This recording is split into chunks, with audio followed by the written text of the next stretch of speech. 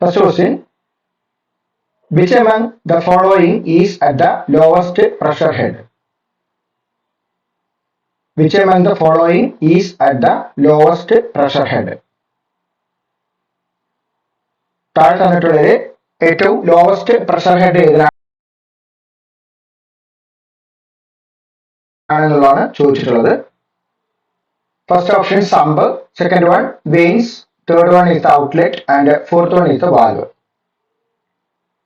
ഇതിനകത്ത് സമ്പാണ് ഏറ്റവും lowest pressure head വരുന്നത്. സമ്പ് എന്ന് പറയുന്നത് ഇതാണ്, നമ്മൾ എവിടെ നിന്നാണോ വെള്ളം നമ്മൾ പമ്പിലെടുക്കുന്നത് അല്ലെങ്കിൽ പമ്പിലെടുക്കുന്നത് ആ ഒരു പോർഷനാണ് നമ്മൾ സമ്പ് എന്ന് പറയുന്നത്. So that has got the lowest pressure head.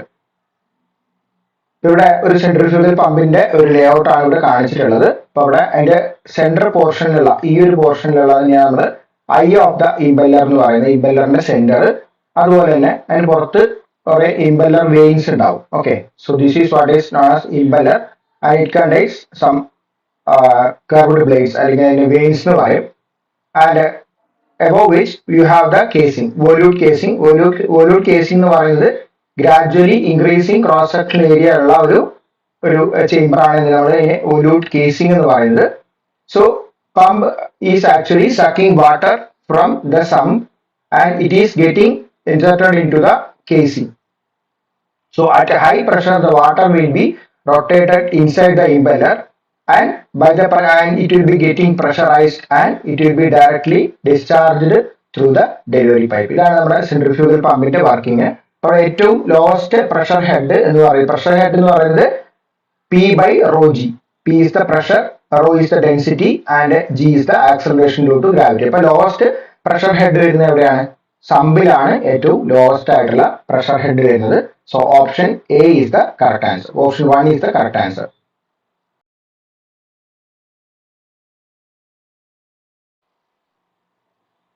Next question, which among the following is the correct equation of total pressure head? Which among the following is the correct equation for the total pressure head? അതാണ് ചോദ്യം. Total head is equal to static head plus friction loss. Total head is equal to static head plus friction loss plus static lift. അങ്ങനെ കുറെ options തന്നിട്ടുണ്ട്. അപ്പൊ എന്തൊക്കെയാണ് ഈ terms എന്നുള്ളത് നോക്കാം. ഓപ്ഷൻ ആൻസർ വരുന്നത് option 2, total head is equal to static head plus friction loss plus static lift. അപ്പൊ അതിനകത്ത് first one is the suction head, HS എന്നാണ് നമ്മൾ റെപ്രസെന്റ് ചെയ്യുന്നത്. Suction head, it is the vertical height of the central line of the pump shaft above the liquid surface in the sump from which the liquid is being raised. അതായത് suction head എന്ന് പറയുന്നത് vertical height of the centre line of the pump shaft above the liquid surface in the sump from which the liquid is being raised. അതായത് pump ഷാഫ്റ്റിന്റെ pump ഇങ്ങനെയാണ് install ചെയ്തിട്ടുള്ളെങ്കിൽ pump ഷാഫ്റ്റിന്റെ ഈ central ലൈനിൽ നിന്ന് ഈ sump ലെവലിലുള്ള ആ വാട്ടർ ലെവൽ വരെയുള്ള ഈ ഒരു ഹൈറ്റിനെയാണ് നമ്മൾ HS അല്ലെങ്കിൽ സക്ഷൻ ഹെഡ് എന്ന് പറയുന്നത്.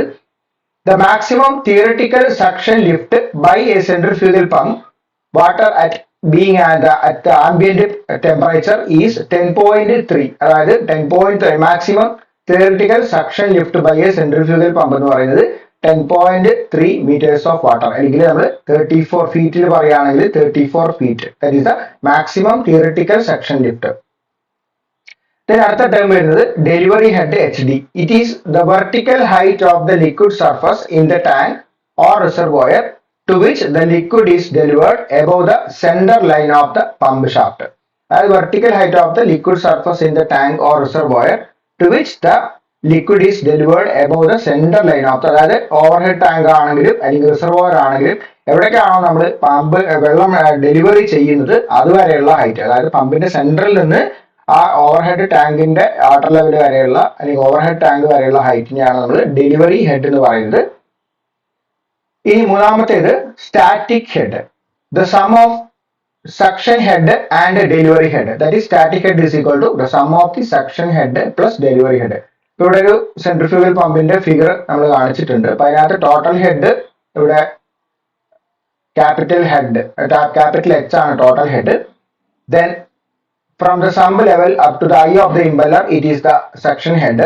Then from the eye of the impeller to the overhead tank or the reservoir, it is the delivery head. Okay, so sum of the suction plus delivery head is the total head or static head എന്ന് പറയും. Okay,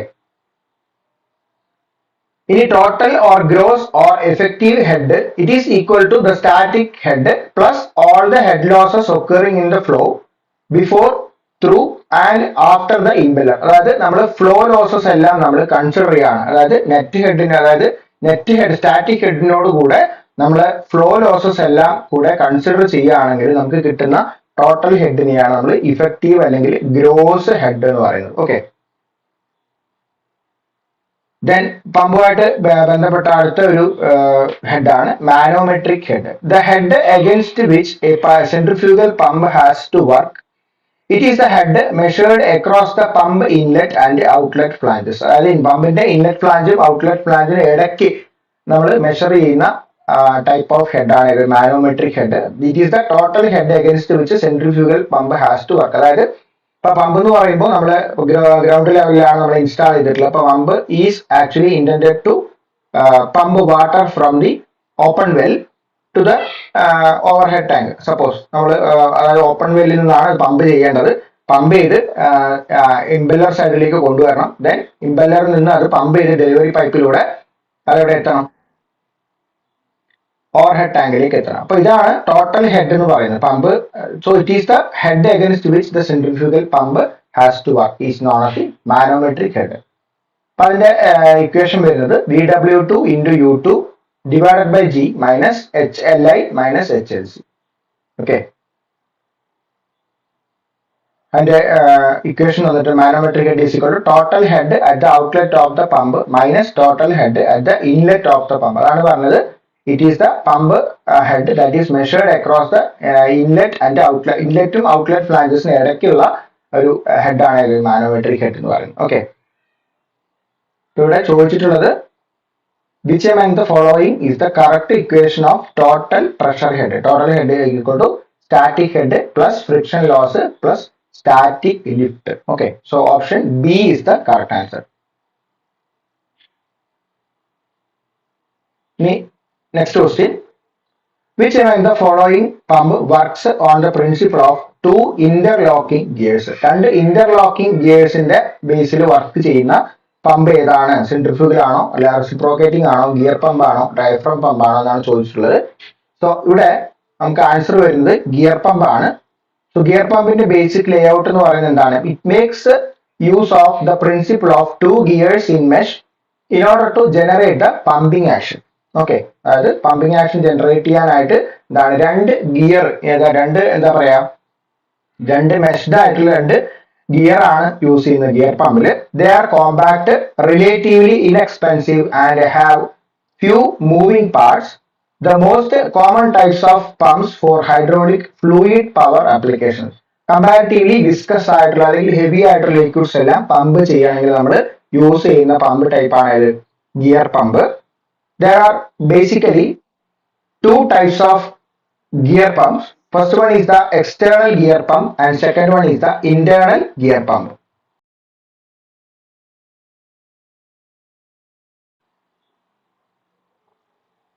So ഇവിടെ രണ്ട് type പമ്പാണ് കാണിച്ചിട്ടുള്ളത്, external gear പമ്പും അതുപോലെ തന്നെ internal gear പമ്പും. ഇനി ഇതിനകത്ത് external gear pump എന്ന് പറയുമ്പോൾ it consist of A pump housing in which A pair of precisely machined gears runs with minimal radial and axial clearance. One of the gears called A driver. The driver drives the another gear called follower. അതായത് ഇവിടെ നമ്മൾ ഫിഗറിൽ കാണിച്ചിട്ടുണ്ട് രണ്ട് machine gears ആണ്. അതിനകത്ത് ഒന്ന് ഡ്രൈവറും മറ്റേത് എന്താണ്, ഡ്രിവണും ആണ്. Okay, the driver drives the another gear called A follower. As teeth of the two gears separate, the fluid from the pump inlet gets trapped between the rotating gear cavities and a pump housing.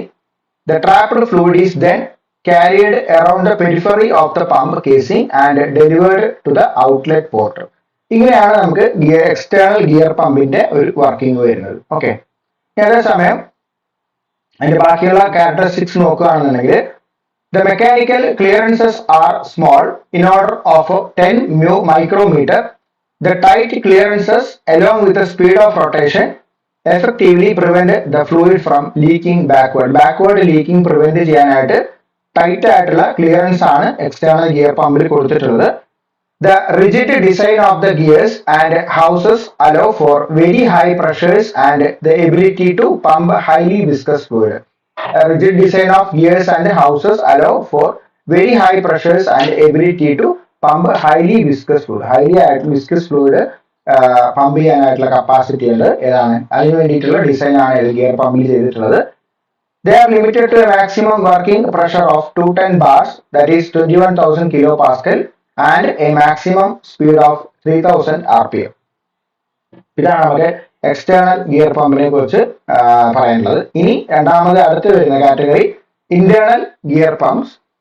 It consists of an internal gear, a regular spur gear, a crescent-shaped seal, and an external housing. As power is applied to either gear, the motion of the gear draws the fluid from the section and forces it around both sides of the crescent seal. This acts as a seal between the suction and a discharge port. When teeth mesh on the side opposite to the crescent seal, the fluid is forced out through the discharge port of the pump. അതായത് ഇവിടെ നമുക്ക് എന്താണ് internal gear നമുക്ക് ഫിഗറിൽ കാണിച്ചിട്ട് ഇതാണ് internal gear. ഈ പുറമെ കാണിച്ചിട്ടുള്ളതാണ് എക്സ്റ്റേണൽ ഗിയർ. അതിനിടയ്ക്ക് ഇങ്ങനെ ഒരു ചന്ദ്രക്കര പോലെയുള്ള ഒരു ഷേപ്പ് കാണിച്ചിട്ടുണ്ട്. അതിനാണ് നമ്മൾ ക്രസന്റ് ഷേപ്ഡ് സീൽ എന്ന് പറയുന്നത്. As the power is applied to either gear, the motion of the gear draws the fluid from the section and forces it around the sides of the crescent seal. Power apply ചെയ്യുന്ന സമയത്ത് ഈ ഗിയറിന്റെ movement കൊണ്ട് എന്താണ് ഉണ്ടാകുന്ന section forces it around the both sides of the crescent seal. This acts as a seal between suction and discharge port. അതായത് സക്ഷനും discharge പോർട്ടിനും ഇടയ്ക്കുള്ള ഒരു സീലായിട്ടാണ് എന്ത് ചെയ്യുന്നത് ഈ ക്രസന്റ് സീല് ആക്ട് ചെയ്യുന്നത്. When the teeth mesh on side opposite to the crescent seal, the fluid is forced out through the discharge port of the pump, similar to the external pump. Okay, അപ്പോൾ ഇതാണ് നമ്മുടെ internal gear pump എന്ന് പറയുന്നത്. ഇനി അതിന്റെ advantages പറയുകയാണെങ്കിൽ advantages of gear pump, they are self priming, then they give constant delivery for a given speed, they are compact and light in weight, then volumetric efficiency of gear pump is high. ഇതൊക്കെയാണ് അതിന്റെ advantages ആയിട്ട് പറയുന്നത്. പ്രത്യേകം not ചെയ്ത് self priming എന്ന് പറയുന്ന ഒരു പ്രോപ്പർട്ടിയാണ്. Then regarding the disadvantages of gear pump, the liquid to be pumped must be clean, otherwise it will damage the pump. നമ്മൾ ഹെവിലി വിസ്കസ് ആയിട്ടുള്ള ഫ്ലൂയിഡ്സ് നമ്മൾ പമ്പ് ചെയ്യാന്നുണ്ടെങ്കിലും എന്താണ് വളരെ ക്ലീൻ ആയിട്ടുള്ള ഫ്ലൂയിഡ്സ് ആണ് നമ്മൾ പമ്പ് ചെയ്യേണ്ടത്. അതർവൈസ് അത് എന്ത് ചെയ്യും, അത് ഡാമേജ് ആവും, പമ്പിനെ ഡാമേജ് ചെയ്യാനായിട്ടുള്ളൊരു റീസൺ ആവും. Then variable speed drives are required to change the delivery. Variable speed drives are required to change the delivery of the pump. Then if they run dry, they can if they run dry, parts can be dry ആയിട്ട് dry run ആണെങ്കിൽ അതിന്റെ parts എല്ലാം damage ആവാനുള്ള ഒരു chance ഉണ്ട്. ഇതൊക്കെയാണ് അതിന്റെ ഒരു ഡിസഡ്വാൻറ്റേജസ് ആയിട്ട് പറയുന്നത്. Okay, next question, which among the following pump is used to deliver compressible substance like air? അതായത് കംപ്രസിബിൾ സബ്സ്റ്റൻസ് എയർ പോലെയുള്ള കംപ്രസിബിൾ സബ്സ്റ്റൻസ് ഡെലിവർ ചെയ്യാൻ വേണ്ടി താഴെ വന്നിട്ടുള്ള ഏത് പമ്പാണ് യൂസ് ചെയ്യുന്നതാണ് നമ്മൾ നോക്കുന്നത്. നമുക്ക് ഇവിടെ തന്നിട്ടുള്ളതിൽ റെസിപ്രോക്കേറ്റിംഗ് പമ്പ് എന്ന് പറയുന്നത് ഇൻകംപ്രസിബിൾ ഫ്ലൂയിഡ്സ് പമ്പ് ചെയ്യാനാണ്. സെൻട്രിഫ്യൂഗൽ പമ്പ് എന്ന് പറയുന്നത് ലിക്വിഡ് ആണ്. അതുപോലെ ഗിയർ പമ്പും ഹെവി വിസ്കസ് ആയിട്ടുള്ള അല്ലെങ്കിൽ ഹെവി ആയിട്ടുള്ള ഫ്ലൂയിഡ്സ് ആണ് ഗിയർ പമ്പ് ചെയ്യുന്നത്. അതേസമയം ഡയഫ്രം പമ്പ് എന്താണ് യൂസ് ചെയ്യാറുണ്ട്. Diaphragm pump can be used for both liquids and gases. Gases എന്ന് പറയുന്നത് കംപ്രസിബിൾ ആണ്. അപ്പൊ കംപ്രസിബിൾ ആയിട്ടുള്ള ഫ്ലൂയിഡ്സ് പമ്പ് ചെയ്യാനായിട്ട് നമ്മൾ മോസ്റ്റ്ലി തന്നിട്ടുള്ളത് ഏറ്റവും സൂട്ടബിൾ ആയിട്ടുള്ള ആൻസർ എന്ന് പറയുന്നത് ഡയഫ്രം പമ്പാണ്. So option 3 is the correct answer.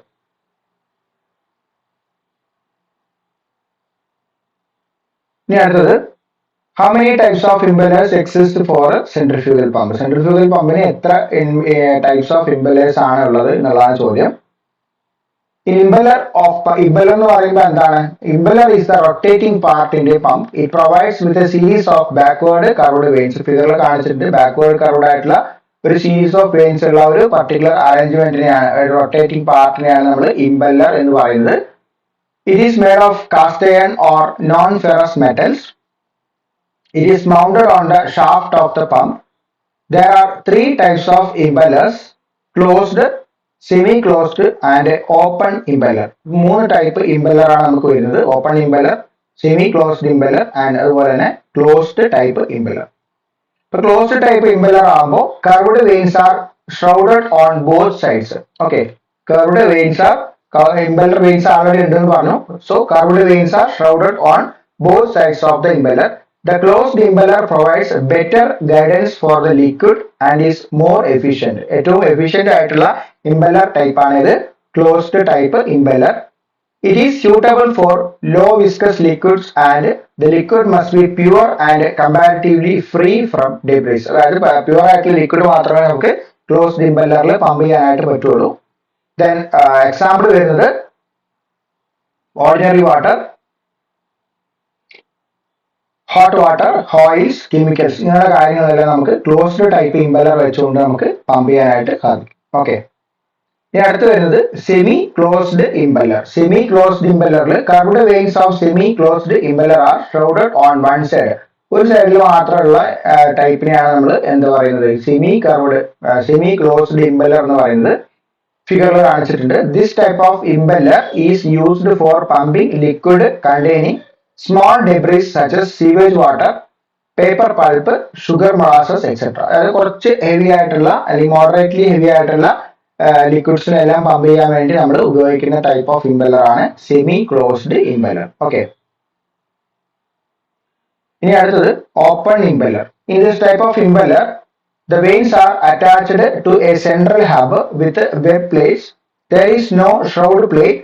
This is used for pumping liquid containing large debris such as sand, clay, pebble, etc. അതായത് ഹെവി ആയിട്ടുള്ള സ്ലറീസ് പോലെയുള്ള അല്ലെങ്കിൽ സാൻഡ് പോലെയുള്ള ലിക്വിഡ്, സാൻഡ് കണ്ടെയ്ൻ ചെയ്യുന്ന ലിക്വിഡ്സ് എല്ലാം പമ്പ് ചെയ്യാനായിട്ട് നമ്മൾ ഉപയോഗിക്കുന്ന ഇമ്പല്ലർ ടൈപ്പാണ് open impeller.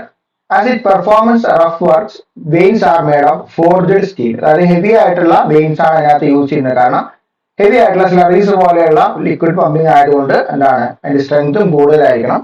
So that is made of forged steel. അപ്പൊ അതാണ് ഓപ്പൺ ഇമ്പല്ലർ. ഇപ്പൊ ഇവിടെ എത്ര ടൈപ്പ് ഇമ്പല്ലർ ആണ് സെൻട്രിഫ്യൂഗൽ പമ്പിന് ഉള്ളത് എന്നാണ് ചോദിച്ചിട്ടുള്ളത്. സോ ഓപ്ഷൻ 2, 3 ടൈപ്പ് ഇമ്പല്ലർ ആണ് ഏതിനുള്ളത്, സെൻട്രിഫ്യൂഗൽ പമ്പിന് ഉള്ളത്. Okay,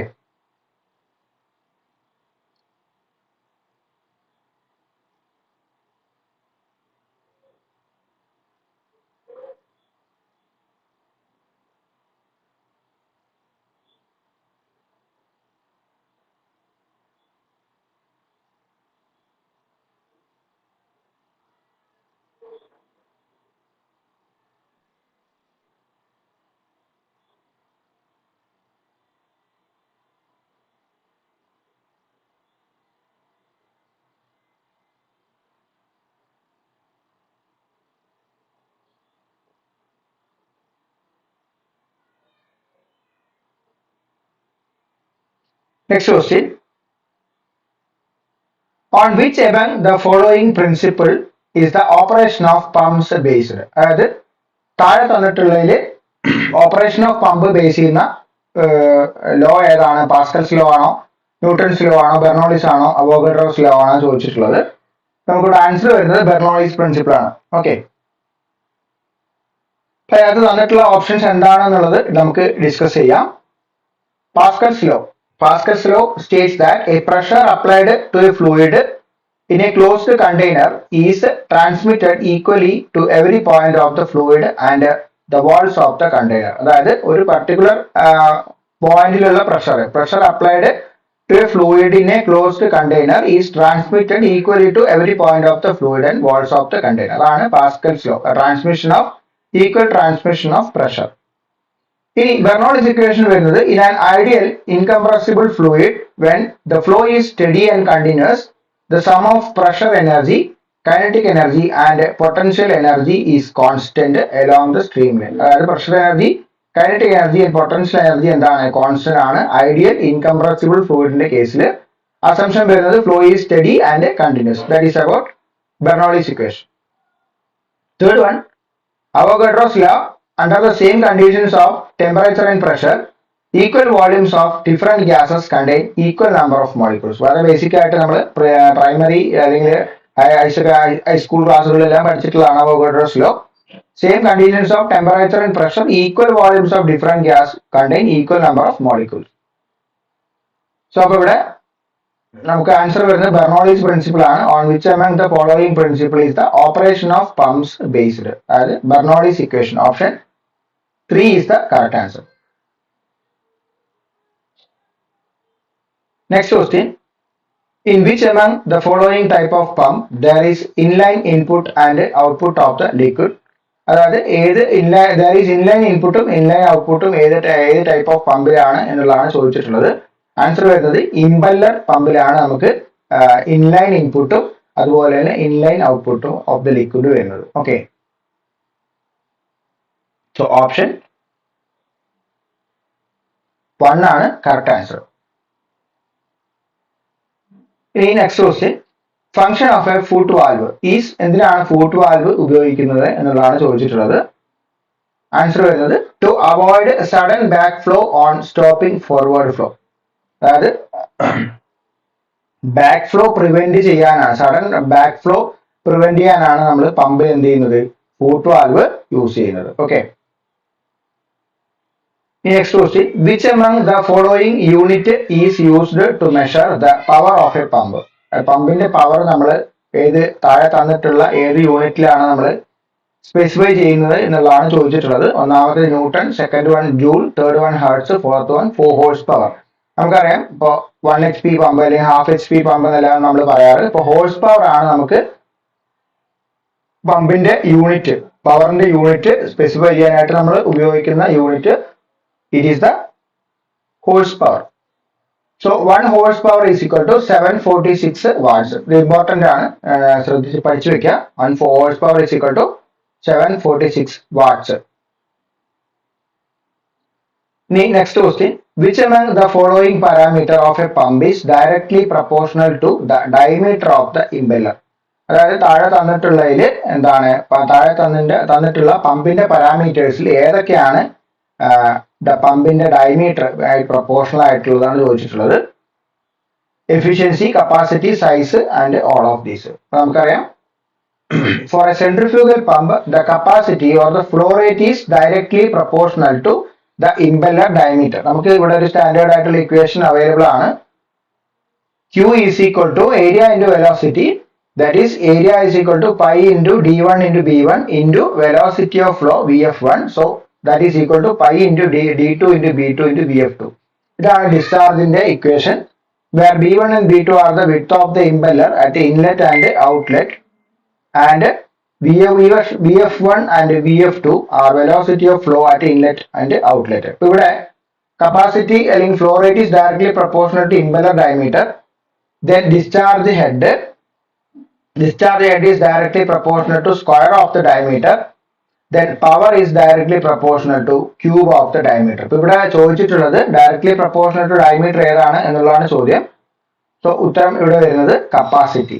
okay, capacity is flow rate is directly proportional to impeller diameter. So answer 2 ഇതാണ് കറക്റ്റ് ആൻസർ. രണ്ടാമത്തേതാണ് correct answer, capacity. Next question. Which among the following type of valve is used to control the building up of excessively high pressure in the pump? ഏത് type valve ആണ് excessive high pressure control ചെയ്യാൻ വേണ്ടി നമ്മൾ ഉപയോഗിക്കുന്നത് എന്നുള്ളതാണ് ചോദിച്ചിട്ടുള്ളത്.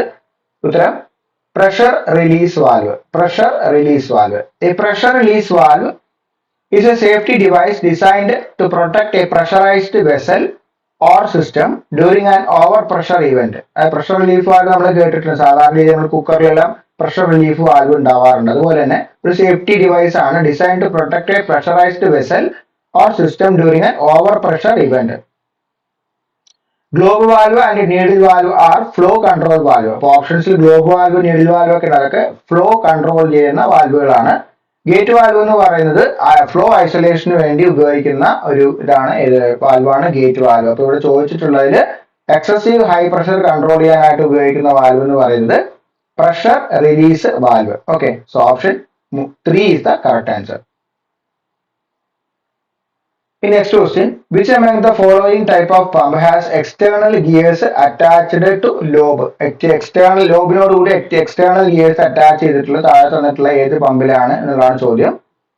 External gear പമ്പിലാണ് നമുക്ക് ലോബുകളും കൂടെ എന്ത് ചെയ്യുന്നത്.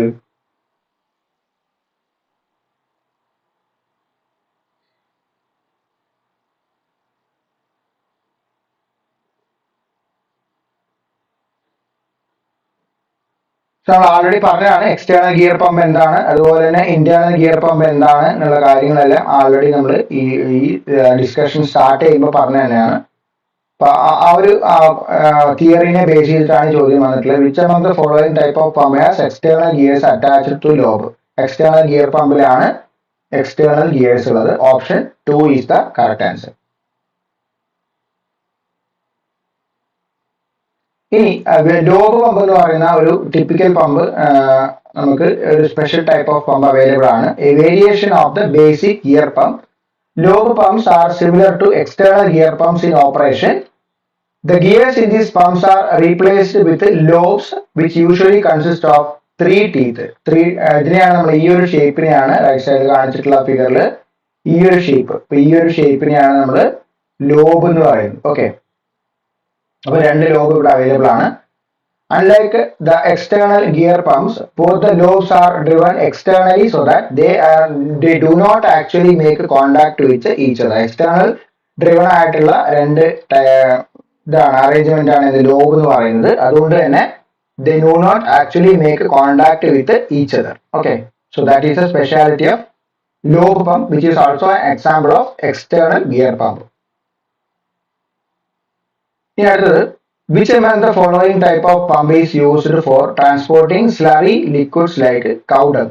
cow dung പോലെയുള്ള slurry liquids പമ്പ് ചെയ്യാനായിട്ട് ഏതാണ് ഉപയോഗിക്കുന്നത് എന്ന് ചോദ്യം. നമുക്കറിയാം ഗിയർ പമ്പ് ആണ് നമുക്ക് ഹെവി ആയിട്ടുള്ള അല്ലെങ്കിൽ സ്ലറി പോലെയുള്ള ലിക്വിഡ്സ് എല്ലാം പമ്പ് ചെയ്യാനായിട്ട് നമ്മൾ ഉപയോഗിക്കുന്നത് ഗിയർ പമ്പ് ആണ്. ഗിയർ പമ്പ് അതിന്റെ ഡിസൈൻ എന്ന് പറയുന്നത് റിജിഡ് ഡിസൈൻ ആണ്. Gear pump are one of the most common types of positive displacement pump because of their consistency in the processing fluids and the type of fluids that flow through them. അതുകൊണ്ട് ഏറ്റവും heavy ആയിട്ടുള്ള അല്ലെങ്കിൽ slurry പോലെയുള്ള highly viscous ആയിട്ടുള്ള fluids എല്ലാം നമ്മൾ pump ചെയ്യണമെങ്കിൽ നമ്മൾ ചൂസ് ചെയ്യുന്നത് ഏതാണ്? Gear pump.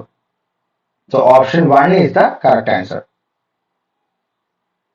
ഇനി next question, which among the following force is responsible for increasing the pressure in the centrifugal pump? Centrifugal പമ്പിൽ നമ്മൾ പ്രഷർ ഇൻക്രീസ് ചെയ്യുമ്പോൾ ഏത് ഫോഴ്സ് ആണ് താഴെ തന്നിട്ടുള്ളത്? ആ പ്രഷർ ബിൽഡപ്പിനുള്ള റെസ്പോൺസിബിൾ ആയിട്ടുള്ള ഫോഴ്സ് ഏതാണ് എന്നുള്ളതാണ് ചോദിച്ചിട്ടുള്ളത്. ഉത്തരം സെൻട്രിഫ്യൂഗൽ ഫോഴ്സ് ആണ്. നമുക്കറിയാം സെൻട്രിഫ്യൂഗൽ പമ്പിന്റെ പേര് പറയുന്ന പോലെ തന്നെ സെൻട്രിഫ്യൂഗൽ ആക്ഷൻ കൊണ്ടാണ് എന്ത് ചെയ്യുന്നത്? Fluid is thrown away through the delivery side through the discharge pipe. Okay, so centrifugal force ആണ് ഇതിന്റെ ആൻസർ വരുന്നത്. Next question, which among the following is true for a reciprocating pump? താഴെ തന്നിട്ടുള്ളതിൽ reciprocating പമ്പിനെ base ചെയ്തിട്ട് ഏതാണ് ശരിയായിട്ടുള്ള statement? അത് positive displacement ആണോ negative displacement ആണോ എന്നുള്ളതൊക്കെയാണ് ചോദിച്ചിട്ടുള്ളത്. സോ ഉത്തരം വരുന്നത് പോസിറ്റീവ് ഡിസ്പ്ലേസ്മെന്റ് ആണ്. എന്താണ് positive displacement? Positive displacement pumps are actually handling a fixed volume of liquid at any particular point of time. ഒരു ഫിക്സഡ് വോളിയം ഓഫ് ലിക്വിഡിനെ ട്രാപ്പ് ചെയ്തുകൊണ്ട് അതിനെ പിന്നെ ഡെലിവറി സൈഡിലേക്ക് അല്ലെങ്കിൽ ഡിസ്ചാർജ് സൈഡിലേക്ക് പമ്പ് ചെയ്യുന്ന ഒരു ആക്ഷൻ ആണ് ഇത് positive displacement type. So at any particular point of time a fixed volume of liquid will be trapped inside the cylinder which will be pumped using the reciprocating motion of the piston to the delivery side or the discharge side. അതാണ് positive displacement പമ്പിന്റെ പ്രത്യേകത. അപ്പോൾ reciprocating pump is an example of positive displacement pump. So option 1 is the correct answer. Next one, which among these is not the pump manufacturer? താഴെ തന്നിട്ടുള്ളതിൽ pump manufacture അല്ലാത്ത company ഏതാണ് ചോദിച്ചിട്ടുള്ളത്. ശക്തി pump നമ്മൾ കേട്ടിട്ടുണ്ടാവും, കിർലോസ്കർ കേട്ടിട്ടുണ്ട്, KSB pump കേട്ടിട്ടുണ്ട്. പക്ഷെ HCL എന്ന് പറയുന്നത് കമ്പ്യൂട്ടർ അല്ലെങ്കിൽ കമ്പ്യൂട്ടർ ആക്സസറീസ് മാനുഫാക്ചർ ചെയ്യുന്ന കമ്പനിയാണ്. It is not at all connected with manufacture of pump. ഇവിടെ ഓപ്ഷൻ വരുന്നത് HCL ആണ്. HCL is the pump company അല്ല. HCL എന്ന് പറയുന്നത് എന്താണ്? കമ്പ്യൂട്ടർ മാനുഫാക്ചറിങ് കമ്പനിയാണ്. ലീഡിംഗ് പമ്പ് മാനുഫാക്ചറിങ് കമ്പനി ഏതൊക്കെയാണെന്ന് നോക്കാം. ഒന്നാമത്തേത് കിർലോസ്കർ, രണ്ടാമത്തേത് CRI, ദെൻ സുഗുണ, ടെക്സ്മോ, ബെസ്താൻ, ദെൻ KSB, റോട്ടോ, ശക്തി. ഇതെല്ലാം നമ്മൾ വളരെ കോമൺ ആയിട്ട് കേട്ടിട്ടുള്ള പേരുകളാണ്, പമ്പ് മാനുഫാക്ചറിങ് കമ്പനികളാണ് ഇന്ത്യയിൽ. ഓക്കെ, അപ്പൊ അതിനകത്ത് HCL എന്ന് പറയുന്ന കമ്പനിയൊന്നും ഇല്ല. HCL is the computer accessories and PC manufacturing company. So ഇവിടെ ഓപ്ഷൻ വരുന്നത് HCL. Option 4 is the correct answer. ഇനി അടുത്തത് reciprocating pumps operate by drawing dash in to the chamber. Reciprocating pump എങ്ങനെയാണ് ഓപ്പറേറ്റ് ചെയ്യുന്നത്, ചേംബറിലേക്ക് എന്ത് പമ്പ് ചെയ്തുകൊണ്ടാണ് operate ചെയ്യുന്നത് എന്നാണ് ചോദ്യം. ഉത്തരം വരുന്നത് ലിക്വിഡ് ആണ്. Reciprocating pump is A device in which the liquid is transferred positively by to and fro motion of the piston or plunger. ഇപ്പൊ നമ്മൾ റെസിപ്രോക്കേറ്റിംഗ് എഞ്ചിൻ പോലെ തന്നെ ഒരു എഞ്ചിൻ സിലിണ്ടറിനകത്ത് എന്താണ് ഒരു പിസ്റ്റൺ റെസിപ്രോക്കേറ്റ് ചെയ്യുന്നുണ്ട്. It is having two and fro motion. Okay, and at any point of time the fixed volume of fluid will be filled into the engine cylinder and the same is being delivered through the delivery side. ഇപ്പോൾ ഇവിടെ figure കാണിച്ചിട്ടുണ്ട്. ഇതാണ് piston. ഈ piston എന്ത് ചെയ്യും, ലെഫ്റ്റിലേക്കും റൈറ്റിലേക്കും reciprocate ചെയ്യും. അപ്പോൾ ഒന്ന് സക്ഷൻ സ്ട്രോക്ക്, അടുത്ത ഡെലിവറി സ്ട്രോക്ക്, പിന്നെ സക്ഷൻ ഡെലിവറി, അങ്ങനെ മാറി മാറി വരും. So here it is attached to a connecting rod and there is a crank and crank is rotating and this rotary motion is converted into reciprocating motion of the piston by using a connecting rod. Okay, so this is the suction side and this is the delivery side. So that is the working of reciprocating pump. If the pump have a piston, it is called a piston pump, or if the pump have a plunger, it is called a plunger pump. Plunger ആണോ piston ആണോ എന്നുള്ളതനുസരിച്ച് അതിന് നമ്മൾ piston pump എന്നും പറയാറുണ്ട്, അല്ലാന്നുണ്ടെങ്കിൽ plunger pump എന്നും പറയാറുണ്ട്. ഇപ്പോൾ ഇവിടെ ചോദ്യം ഇതാണ്, reciprocating pumps operate by drawing liquid in to the chamber. Okay, ലിക്വിഡിനെ ഒരു particular volume of liquid is being handle at any point of time inside the cylinder and that the same is being discharged or pumped to the delivery side. Next question, which of the following is not a rotary pump? താഴെ തന്നിട്ടുള്ളതിൽ rotary pump ഏതാണ്, അല്ലാത്ത ഏതാണ് എന്നുള്ളതാണ് ചോദ്യം. നമുക്കറിയാം gear pump, paint pump, screw pump എല്ലാം എന്താണ്, rotary പമ്പാണ്. Okay, അതേസമയം ആക്സിയൽ പമ്പ് എന്ന് പറയുന്നത് റോട്ടറി പമ്പ് അല്ല. Okay, so option 4 is the correct answer. In 19th question, centrifugal pumps transport fluids by converting. Centrifugal pump എങ്ങനെയാണ് ഫ്ലൂയിഡ് ട്രാൻസ്പോർട്ട് ചെയ്യുന്നത്? Kinetic energy to hydrodynamic ആണോ, അല്ല ഹൈഡ്രോഡൈനാമിക് ടു കൈനറ്റിക് ആണോ, അങ്ങനെയുള്ള options തന്നിട്ടുണ്ട്. അപ്പോൾ നോക്കാം. Centrifugal pumps transport fluids by converting rotational kinetic energy to hydrodynamic energy. Rotational kinetic എനർജിയെ ഹൈഡ്രോഡൈനാമിക് എനർജി അല്ലെങ്കിൽ പ്രഷറൈസേഷൻ എനർജി അതിലേക്ക് കൺവേർട്ട് ചെയ്തുകൊണ്ടാണ് നമ്മൾ സെൻട്രിഫ്യൂഗൽ പമ്പ് എന്ത് ചെയ്യുന്നത്, ഫ്ലൂയിഡ് പമ്പ് ചെയ്യുന്നത്. ഇപ്പോൾ ഇവിടെ option 1 is the correct answer. By converting rotational kinetic energy to hydrodynamic energy.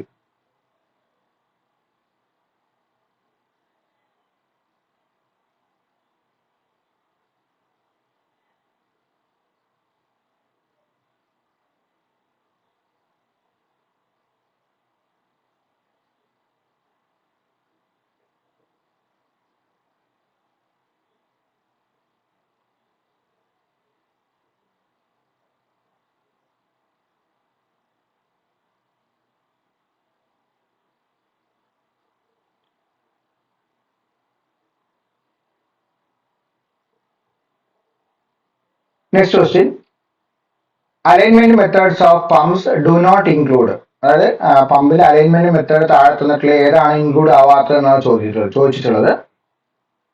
Pressure gauge, alignment method of pump do not include pressure gauge. അതായത് 3 most prevalent alignment methods practiced in the pump industry worldwide is the straight edge and feeler gauge, then dial indicator, then laser optic. ഇതെല്ലാം എന്താണ്, പമ്പിന്റെ alignment മെത്തേഡുകളാണ്. പക്ഷെ അതിനകത്ത് pressure gauge എന്ന് പറയുന്നത് pressure measure ചെയ്യാനായിട്ടുള്ള device ആണ്. അത് ഒരിക്കലും അലൈൻമെന്റ് മെത്തേഡ് വരുന്നില്ല. So option 4 is the correct answer.